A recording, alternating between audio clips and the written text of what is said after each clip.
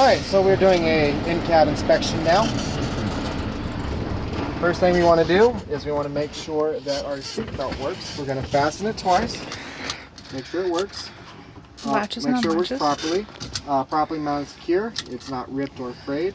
We want to do a safe start. Make sure both parking brakes are set. The truck's in neutral. Depress the clutch and start the engine.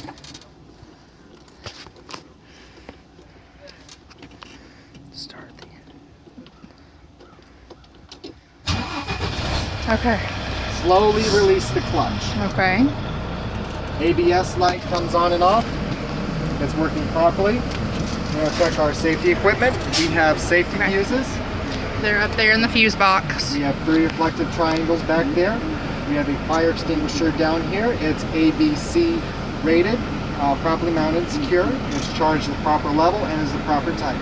We want to check our side mirrors. You'll make sure that they're clean and properly adjusted. Mirror defrost indicates working. Push the button. No, honey. The mirror is by the window rolling thing. See it? All right. Is it indicating? What are you doing? This button. Okay. Is it lit up? Yep. Okay. Alright. We want to make sure that our door windows are clean and working properly. We want to make sure that our windshield is properly mounted and secure, not cracked, damaged, or broken. It's clean and clear of obstructions. We want to make sure that our wipers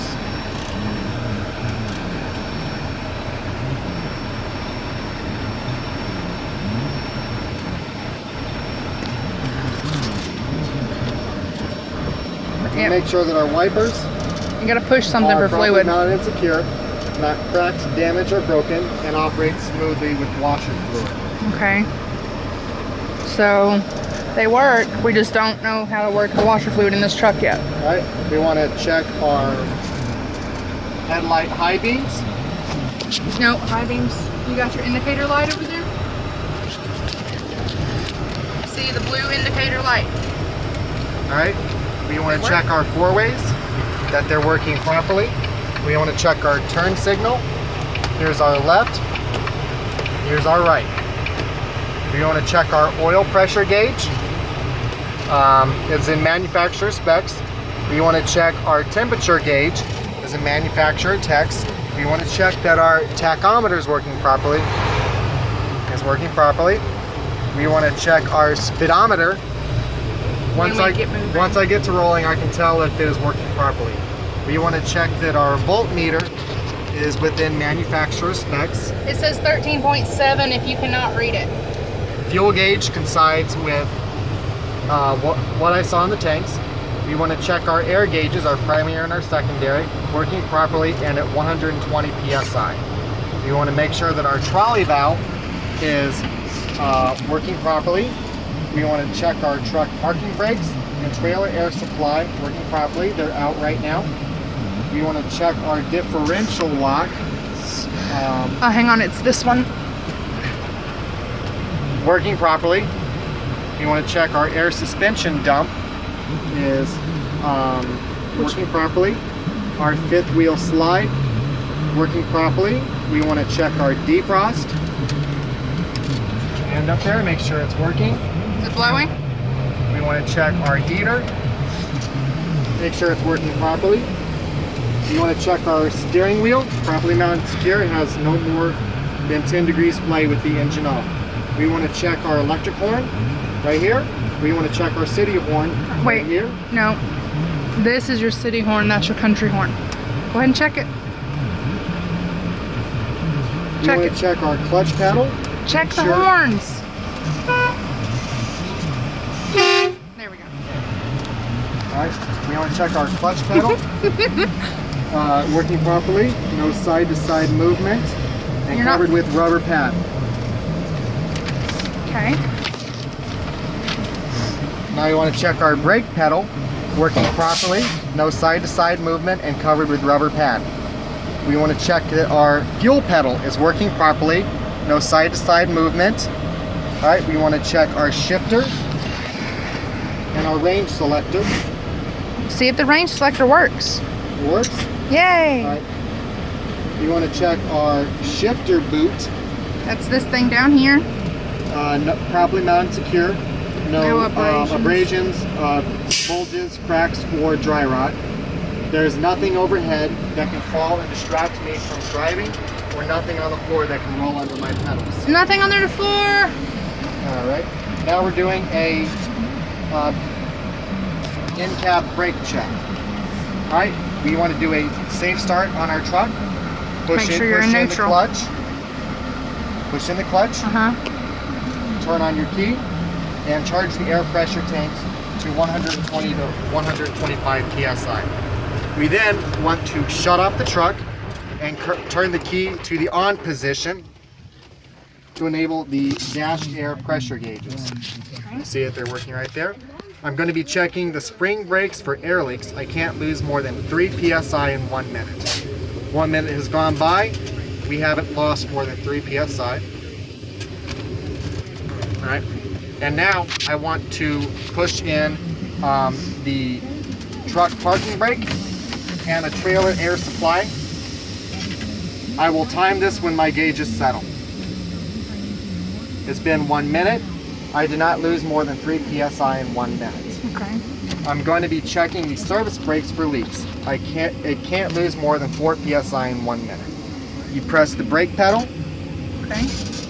You're holding it for 1 All right, minute. it's been 1 minute. We haven't lost more than 4 psi. All right. Now I'm going to be lowering the air pressure towards 60 psi to check for low air pressure warnings. I'm going to be pushing the brake pedal, lowering it.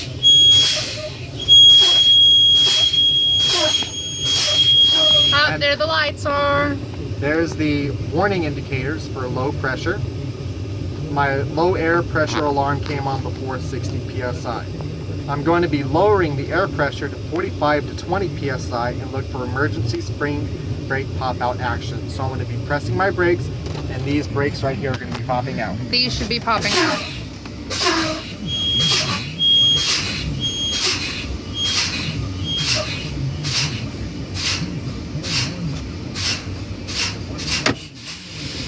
I have emergency spring brake pop out activation between 45 and 20 psi. I'm going to be checking the air compressor pump rate. To do this, I will safe start the truck. Are you?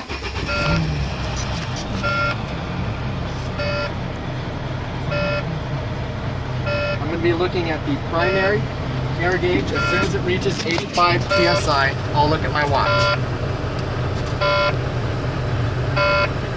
As soon as it reaches 100 psi, I'll take the foot off of the fuel pedal. It took so many seconds to reach 100 psi. Keep revving it until it's not beeping. Pause it. Charged. Never. I will test for a fully charged system by listening for the governor cutout. This should happen between 120 to 125 psi.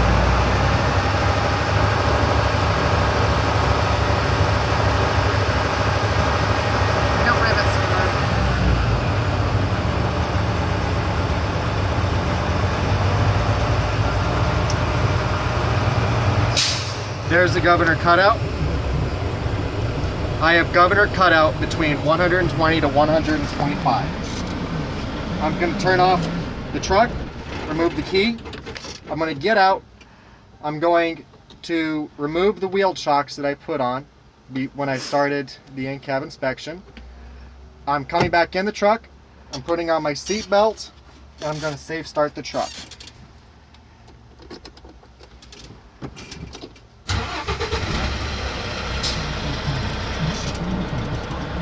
I'll be checking the trailer brakes and the fifth wheel coupling. I'm pressing in the clutch. No, and that's the brake. And I'm placing the truck into first gear.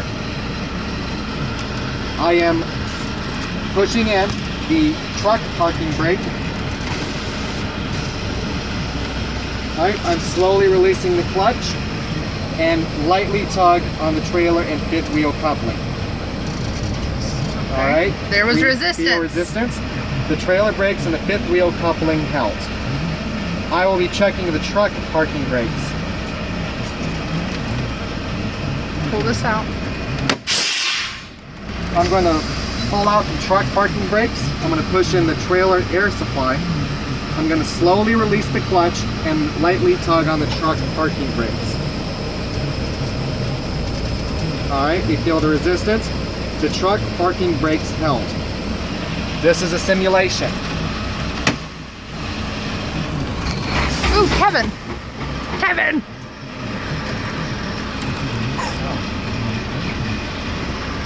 You're good. You're good, you're good, you're good. All right. We're tired today. I put the truck into neutral. I'm going to check that the truck stops evenly and does not pull left or right. I will place the truck into second gear, release both the truck parking brakes and the trailer air supply buttons, and roll forward to 3 to 5 miles per hour and apply the brake pedal. And make sure the truck stops evenly and does not pull to the left or right. The truck stopped evenly and did not pull left or right. This concludes my in-cab inspection.